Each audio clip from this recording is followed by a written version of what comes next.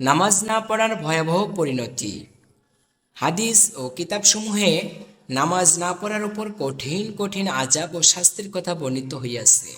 নমুনাস্বরূপ কয়েকটি হাদিসে উল্লেখ করা হইতেছে, সত্য ও সংবাদদাতা হজরত নবী করিম সাল্লাল্লাহু আলাইহি ওয়াসাল্লামের একটি হাদিসই বুদ্ধিমান ও বিবেক সম্পন্ন লোকের জন্য যথেষ্ট ছিল।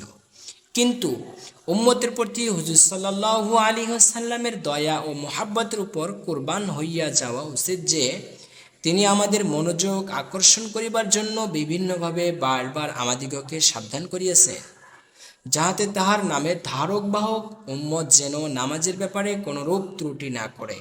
কিন্তু আফসোস আমাদের অবস্থার উপর যে, হুজুরের এই পরিমাণ এহতেমাম সত্ত্বেও আমরা নামাজের প্রতি কোনো গুরুত্ব দেই না, আবার নিজেদের নির্লজ্জভাবে হুজুরের উম্মত ও তাহার অনুসারী এবং ইসলামের একমাত্র সত্যবাদীকারী মনে করিয়া থাকি।